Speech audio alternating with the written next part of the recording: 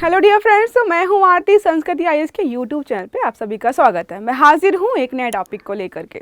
आज का हमारा टॉपिक है जो अंतर्राष्ट्रीय संबंधों से भी संबंधित है और एक बहुत इम्पॉर्टेंट ज्योग्राफिकल लोकेशन है जिसको हम जानते हैं स्वेज नहर के नाम से। स्वेज नहर जो है एक तरीके से यूरोप और एशिया में व्यापार के लिए, कनेक्शन के लिए, एक तरीके से कनेक्टिविटी बढ़ाने के लिए बहुत ज़्यादा महत्वपूर्ण लोकेशन है। लेकिन काफ़ी समय से ये चल रहा था कि क्या इसका कोई वैकल्पिक या कोई इसका विकल्प होना चाहिए, क्योंकि किसी भी एक चीज़ पर निर्भरता जो है आपको जो है कल को मुसीबत में डाल सकती है। जैसे आजकल आप जो हैं ऑनलाइन क्लासेस कर रहे हैं क्योंकि कोरोना के बाद ये चीज़ें बढ़ गई। अगर ये जो है एक तरीके से विकल्प नहीं मौजूद होता तो पढ़ाई ठप हो जाती। वैसा ही कुछ यहाँ पर है कि स्वेज नहर के विकल्प के लिए बहुत समय से जो है प्रयास चल रहे थे और एक यहाँ पे प्रोजेक्ट जो है स्टार्ट किया गया है जिसके माध्यम से बोला जा रहा है कि स्वेज नहर का विकल्प बनेगा। तो हम सारे बिंदुओं को जो है अच्छे से 1 बाय 1 पढ़ेंगे। देखिए क्या लिखा, स्वेज नहर का विकल्प बनेगा यूरोप एशिया को जोड़ने वाला ये नया रास्ता। तो हम यहाँ पे नए रास्ते के बारे में पढ़ेंगे। उसके पहले जो है हम पढ़ लेते हैं कि चर्चा के मुख्य बिंदु क्या है। स्वेज नहर का निर्माण आप सबको पता है 1859 से 1869 के बीच जो है तुर्क साम्राज्य के समय काल में हुआ था। ठीक है, फिर 1879 में उसको फाइनली जो है ओपन किया गया। बीच में बंद भी कर दिया गया था कुछ जो है एक तरीके से वैश्विक स्थिति के चलते हुए। वो सारा हमारा ऐतिहासिक परिप्रेक्ष्य है, उसको हम बाद में देखेंगे। बस इतना याद रखिएगा कब निर्माण किया गया था। ठीक है, और लोकेशन जो है अभी मैं आपको समझा दूंगी। पहले जो है चर्चा के मुख्य बिंदुओं को देखें तो लिखा है स्वेज नहर का रूट एशिया और यूरोप को जो है जोड़ता है, बहुत महत्वपूर्ण है। व्यापार जो है सारा यहाँ से जो है एक तरीके से ये अफ्रीका वाला है, यहाँ से जो है सारा यूरोप और एशिया का जो है यहाँ सारा व्यापार जो है इसी रूट के माध्यम से होता है। आगे इमेज लगी हुई समझ में आ जाएगा। स्वेज नहर का रास्ता जो है भूमध्य सागर को लाल सागर से जोड़ता है। रेड सी जो है आपने बहुत बड़ा होगा, अभी कुछ दिन पहले जो है वहाँ पे हैती विद्रोही और ये सारे जो है बहुत चर्चा में। तो क्या है, भूमध्य सागर को रेड सी से जोड़ता है, लाल सागर से जोड़ता है। स्वेज नहर के जरिए यूरोप, एशिया, अफ्रीका के बीच यहाँ पे टोटल ट्रेड होता है इसी के माध्यम से होता है। स्वेज के विकल्प के तौर पर यहाँ पर जो है एक परियोजना बन रही है। एक रिपोर्ट प्रस्तुत की गई है द मिर की रिपोर्ट के अनुसार बताया गया ये नया रास्ता जो है 745 मील लंबा होगा, जो उत्तरी तुर्की सीमा से दक्षिणी फारस की खाड़ी तक फैला होगा। इराक के बारे में सुना है, इराक को सबसे ज़्यादा फायदा होने वाला है, उसको हम अलग से पढ़ेंगे यहाँ पर। तो इराक के पास से ही या एक तरीके से मान लीजिए कि सारा जो भी दिमाग लगाया है कि कहाँ पे क्या कैसे बनेगा, सब कुछ इराक का करा धरा यहाँ पे। ठीक है, इसमें सड़कों, रेलवे, बंदरगाहों को शहर से जोड़ते हुए एक नेटवर्क बनाया जाएगा। तो सिर्फ जलीय मार्ग नहीं है, सड़क होंगी, सड़क मार्ग को भी कनेक्ट किया जाएगा, रेलवे मार्ग भी कनेक्ट होगा। अब बहुत सारा सामान जो है रेलवे से ही यहाँ से वहाँ जाता है। अगर रेल को कनेक्ट नहीं करेंगे आप इस रास्ते से तो सामान भी नहीं आ पाएगा। ठीक है, तो सबको यहाँ पे जो है कनेक्ट करके नया रास्ता जो है बनाया जा रहा है। ठीक है, अब जो है यहाँ पर अगर बात करें तो नए इंफ्रास्ट्रक्चर प्रोजेक्ट पर यहाँ पर काम हो रहा है। यूरोप और एशिया के बीच लिंक प्रोजेक्ट के रूप में काम करेगा। $17 बिलियन का खर्चा आया है यहाँ पर। इतना बड़ा रूट है और $17 बिलियन का। सोचिए जब जो है स्वेज नहर बनाया गया है तब तो इतना खर्चा नहीं आया होगा और इतनी इंपॉर्टेंट लोकेशन पे है। ठीक है, जैसे बांग्लादेश वाला जो अभी हम पढ़ गए थे चटगांव पोर्ट के बारे में, तो वैसा ही कुछ यहाँ पर भी है। ओके, जिस प्रोजेक्ट के तहत बनाया जाता, प्रश्न आपसे पूछ सकता है कि क्या है विकास का मार्ग प्रोजेक्ट। तो विकास का मार्ग, इस प्रोजेक्ट का नाम दिया गया है विकास का मार्ग, जो बोल रहे हैं कि ये जो है स्वेज नहर का विकल्प बनेगा। अगर स्वेज नहर में कोई भी समस्या होती है, वहाँ से आप ट्रेड नहीं कर पा रहे हो किसी भी कारणवश से, तो आप जो है इस रूट का इस्तेमाल करके जैसा सेम आप यूरोप, एशिया, अफ्रीका में ट्रेड करते थे स्वेज के जरिए, आप यहाँ से भी उसको कर पाएंगे। ठीक है, बात करें तो यह एक जो है इराक के एक बड़े इंफ्रास्ट्रक्चर प्रोजेक्ट पर काम कर रहा है। तो इराक, आपको बताया मैंने, इराक जो है इस पर काम कर रहा था लगातार, उसने ही सारी चीज़ें जो है सेटल की हैं। प्रोजेक्ट जो है पूरा जो बताया मैंने यूरोप, एशिया, अफ्रीका सबको कनेक्ट करेगा। $17 बिलियन खर्च हुए हैं इस पर। इसका नाम रखा गया है विकास का मार्ग। और अगर बात करें तो सेम सारी चीज़ें यहीं पर हैं कि सब बिल्कुल कि जो है रिपीट मोड पे चल रहा है कि ये जो है एक तरीके से रिप्लेस करेगा स्वेज नहर को। क्योंकि बहुत तो समस्या कई बार देखने को मिली है कि किसी देश ने पाबंदी लगा दी, या फिर जो है वहाँ पर जो है मौसम की घटनाएं हो रही हैं, या फिर जो है कोई जो आपने समुद्री डकैत पड़े होंगे, समुद्री लुटेरे पड़े होंगे। अगर समुद्री लुटेरे को वहाँ बहुत ज़्यादा जो है खतरा बढ़ रहा था, तो बहुत समय से जो है विश्व का व्यापार जो है ठप पड़ा हुआ था, वहाँ से लोग जा ही नहीं पा रहे थे। तो अब क्या है, दूसरा रूट जब उपलब्ध हो जाएगा तो अगर वहाँ पर कोई समस्या है तो लोग दूसरा रूट भी यहाँ पर ले पाएंगे। ठीक है, यहाँ पे देखिए, ये रहा इराक का मैप मैंने इसलिए लगाया है क्योंकि इराक ने ही सारी चीज़ें रखी हुई हैं, इराक ने ही इसका जो है नाम रखा है।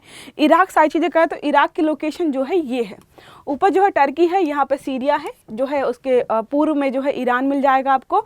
जॉर्डन जो है आके पश्चिम दक्षिण पश्चिम में है, सऊदी अरेबिया भी दक्षिण पश्चिम में, दक्षिण में है यहाँ पर आपका, फिर जो है कुवैत भी। तो यहाँ पे जो जो बॉर्डर टच करते हैं देश, उनकी मैंने यहाँ पे इमेज लगाई है। ये आपको मैंने बताया था कुछ समय तक जो है जो स्वेज नहर है वो बंद रहा था, 1967 से 1975 तक, लगभग 8 साल तक ये बंद रहा था। तो कभी प्रश्न पूछ ले अगर कि स्वेज नहर कब से कब के बीच में बंद रहा था, अब किसी का मतलब एग्जाम्स का भरोसा नहीं। जब यहाँ पे चर्चा में चल ही रहा है ये प्रोजेक्ट, और ईरान भी चर्चा में चल रहा है, जो है स्वेज नहर भी चर्चा में चल रहा है, तो प्रश्न जो है यहाँ से कहीं से भी पूछे जा सकते हैं। ठीक है, अगर हम बात करें कि यहाँ पे इराक को क्या फ़ायदा होगा, अब इराक ने जो है इतनी सारी चीज़ें करी तो इराक को क्या फ़ायदा होने वाला, तो बहुत सारे बेनिफिट्स होंगे। एक नया मार्ग जो है ग्रैंड अल्फा पोर्ट प्रोजेक्ट पर आधारित होगा, ठीक है, जो कि फारस की खाड़ी पर एक बंदरगाह है। तो एक जो बंदरगाह है इनका, उसको भी कनेक्ट करेगा तो इनके लिए बहुत आसान हो जाएगा। यह इराक को जो है अपने निर्यात को, अब इससे क्या करेगा, इराक जो है इस पोर्ट के माध्यम से, जो इनका पोर्ट है वो कनेक्ट करेगा यहाँ से, जो स्वेज कैनाल जैसा है, उसके माध्यम से अपना सामान जो है पूरे विश्व में, जो है एशिया में, अफ्रीका में, यूरोप में, अलग अलग जगहों पर जो है पूरी जगह भेज पाएगा। तो एक तरीके से कनेक्टिविटी या फिर पहुंच बढ़ जाएगी इनकी। यह देश का अब तक का सबसे बड़ा विकासात्मक प्रयास होगा। अब देखो, मान लो इसको कि हमारा कोई बंदरगाह है भारत का, उसको कोई ऐसा रास्ता मिल जाए, जैसे अभी जो है हमें रूस तक पहुँचने के लिए जो है पूरा ट्रैवल करना पड़ता है। अब जो अफगानिस्तान का जो पोर्शन है, वहाँ से अगर हमें रास्ता मिल जाता तो इतना जो है ट्रैवल करके हमें नहीं जाना पड़ता। तो कल को अगर भारत को कोई रास्ता मिला जिसके जरिए हम अपना सामान पूरे विश्व में जो है एक तरीके से भेज पाए तो हमें बहुत फ़ायदा होगा। तो वैसा ही कुछ इराक के लिए हो रहा है। यहाँ पर इराकी जो प्रधानमंत्री है मोहम्मद सिया अल सुदानी, इस परियोजना को एक टिकाऊ गैर तेल अर्थव्यवस्था, आपको पता है जितने भी वहाँ पे खाड़ी वाले देश है, सबकी अर्थव्यवस्था किस पर निर्भर करती है, तेल पर। उनकी अर्थव्यवस्थाएं तेल पर ही चल रही हैं। तेल ना हो तो बिल्कुल कंगाल है, उनके पास और कुछ नहीं है, वेजिटेशंस नहीं है, खेती और किसानी और जो है पशुपालन, कुछ भी ऐसा कुछ नहीं है कि बहुत टेक्नोलॉजी में बहुत आगे है, इंफ्रा बहुत अच्छा है, नहीं, सिर्फ तेल के माध्यम से चल रही सारी जो है उनकी अर्थव्यवस्था है। तो उन्होंने बोला है कि ये गैर तेल अर्थव्यवस्था वाला मामला हो कि हम जो है इसके माध्यम से क्या है अपना विकास कर पाएंगे। ठीक है, वही इसे आर्थिक एकीकरण के प्रयास के रूप में भी देखते हैं। साथ में परियोजना का लक्ष्य क्या है, बसरा और लंदन के बीच निर्बाध राजमार्ग और रेल गलियारा स्थापित करना। बसरा जो है इनकी एक तरीके से बहुत इंपॉर्टेंट जगह है, तो यहाँ से चाहते हैं कि जो यूके की क्या वहाँ पे लंदन है, वहाँ से हम कनेक्ट कर पाएँ, और अपने आप में बहुत बेनिफिशियल इनके लिए होने वाला है। अगर बात करें और भी चीज़ें कही उन्होंने, रूट ऑफ डेवलपमेंट स्वेज नहर के मुकाबले आर्थिक रूप से अधिक व्यवहारी विकल्प। उन्होंने बोला देखो, अब यहाँ पे अगर कोई जो है ये विकल्प लेकर आ रहे हैं, कल को आपको जो है, आप बहुत टाइम से लाइफ बॉय से नहा रहे थे, दूसरी कंपनी आके बोलेगी लाइफ बॉय से भी बेहतर हम जो है तुम्हारे लिए साबुन लेकर के आए हैं, या फिर जो है लाइफ बॉय का जो है कि सब्स्टिट्यूट या रिप्लेसमेंट लेकर आए, तो उनको ये बोलना पड़ेगा कि लाइफ बॉय से बेहतर है। तो इन्होंने भी बोला है कि भाई ये जो रूट है वो जो है स्वेज नहर से ज़्यादा व्यवहारिक है, ज़्यादा फायदेमंद है। ठीक है, इराकी परिवहन मंत्री का कहना है कि यह मिस्र स्थित स्वेज नहर की तुलना में यात्रा के समय में 12 से 15 दिनों को बचत करेगा। यहाँ घंटों की बात नहीं हो रही, जब सामान यहाँ से वहाँ जाता है महीनों लगते हैं। ठीक है, क्योंकि जल के माध्यम से जाता है, कई बार मौसम ख़राब होता है, बारिश, लहरें, तो इसकी वजह से समय लगता है। तो उन्होंने बोला है कि अगर कोई भी सामान जो है एशिया से, यूरोप से, यहाँ से वहाँ ट्रैवल करता है तो उससे 10 से 15, लगभग 12 से 15 दिन जो है आपको कम लगेंगे अगर आप इस रूट से जाते हो। इस परियोजना को कई प्रभावशाली देशों का समर्थन भी मिला हुआ है, इसमें यूएई और कतर भी शामिल हैं। दोनों देशों ने इस संबंध में समझौते पर हस्ताक्षर भी किए हैं। ठीक है, अगर बात करें यहाँ पर स्वेज नहर की, तो निर्माण 17 नवंबर 1859 को, ठीक है, हुआ था मिस्र में, स्टार्ट हुआ था 1859 से स्टार्ट हुआ था, बनकर तैयार हो गया था 1869 में। मिस्र तुर्क के जो शासक थे उन्होंने इसका निर्माण कराया था।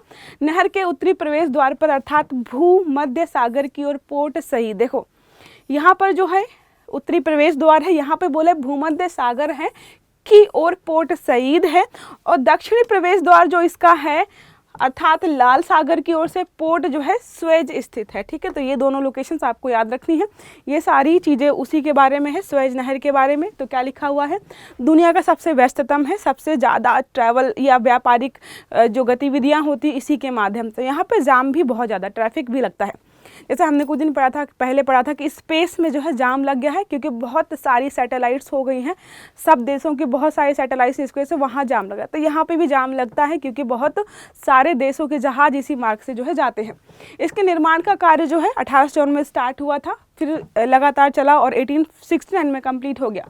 1956 में मिस्र द्वारा इस नहर का राष्ट्रीयकरण कर दिया गया। मतलब क्या है, राष्ट्रीयकरण का मतलब है कि अब जो है दूसरे देश भी इसका इस्तेमाल कर सकते हैं। उसके पहले क्या था, थोड़ा बंद अर्थव्यवस्था वाला मामला था कि दूसरे देश जो इस्तेमाल नहीं कर पा रहे थे। इसका निर्माण आपको बता दिया है मैंने।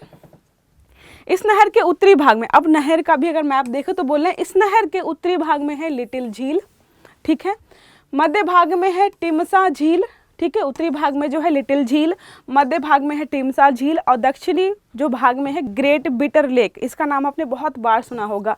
ग्रेट बिटर लेक भी है, ग्रेट बियर झील भी करके है एक, आप उसको कमेंट करिएगा कहाँ पर है।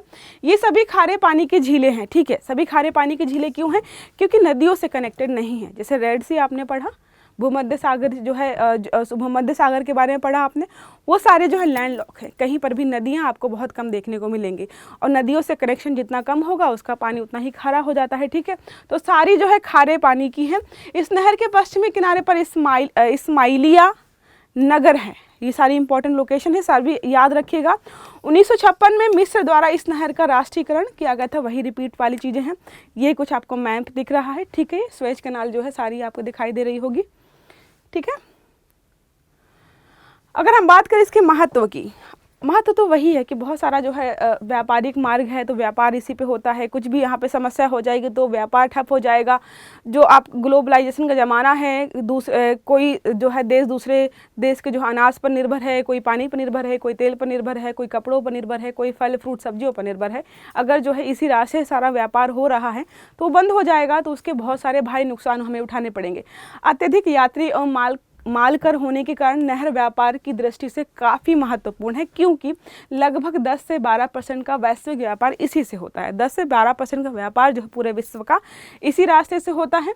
खुलने से भारत यूरोप के मध्य जो है 7000 किलोमीटर दूरी कम हो गई। अब देखो भारत और यूरोप, देखिए भारत हमारा यहाँ पर है, ठीक है, यूरोप आपको कुछ यहाँ पर देखने को मिलेगा। ये जो है सारे वो कंट्रीज़ हैं, यहाँ पे अफ्रीका है, गल्फ कंट्रीज़ है। तो अब यहाँ से हम जाते हैं तो कितना कम हुआ है, अगर हम यहाँ से पूरा घूम कर जाते तो 7000 किलोमीटर्स हमें ज़्यादा ट्रैवल करना पड़ता। तो भारत को भी थोड़ी सुविधा हो जाती है इससे, यहाँ से जाते हैं तो यूरोप को हिंद महासागर से एक नवीन प्रवेश मार्ग प्रदान करता है। तो यूरोप से अगर कोई हिंद महासागर में आना चाहे तो वो इसी रास्ते से आता है, ना कि पूरा जो है अफ्रीका का कॉन्टिनेंट घूम के आएगा या फिर जो है पूरा जो है चीन, कोरिया, ताइवान सब घूम के आएगा। तो वो रास्ता आपको नहीं घूमना पड़ेगा। यह जल बंधकों से रहित समुद्र सतह के बराबर नहर है, ठीक है। जो अब इसका फ़ायदा क्या है, देखो अगर समुद्र का सतह ये है, ठीक है, और जो नहर है यहाँ पर हो थोड़ी सी ऊंचाई पर, तो यहाँ से संपर्क बनाने में समस्या हो जाएगी। जो है जहाज़ वगैरह कैसे यहाँ से वहाँ जाएंगे। लेकिन सबसे इम्पोर्टेंट क्या है, समुद्र की सतह यही है और जो है झील की सतह भी यही है, नहर की सतह भी सॉरी यही है, तो जो है थोड़ा सा आसान हो जाता है, ठीक है। तो ये रहा हमारा आज का आर्टिकल, जिसमें हमने पढ़ा कि कैसे जो है इराक जो है नया प्रोजेक्ट लेकर के आया है, और उसमें बोला जा रहा है कि ये जो है यूरोप और एशिया के बीच कनेक्टिविटी का नया रास्ता होगा और बहुत फ़ायदेमंद भी होने वाला है। आपके 12 से 15 घंटे जो है, किसी भी देश के 12 से 15 घंटे जो अगर बच रहे हैं, इसका मतलब है पूरा आधा दिन आपका बच रहा है। तो इससे बहुत सारे फ़ायदे होंगे अलग अलग देशों को, और जो थोड़ा सा निर्भरता है स्वेज नहर पर वो कम हो जाएगी, वहाँ पे जो ट्रैफिक लगता है वो भी कम हो जाएगा, ठीक है। तो आई होप आपको जो है आर्टिकल समझ में आया होगा। अगर क्लास अच्छी लगी है तो लाइक करिएगा, चैनल को सब्सक्राइब करिएगा, सारे वीडियो टाइम से मिले इसके लिए बेल आइकन जरूर दबाइएगा। अच्छे से पढ़िएगा। Have a good day, thank you.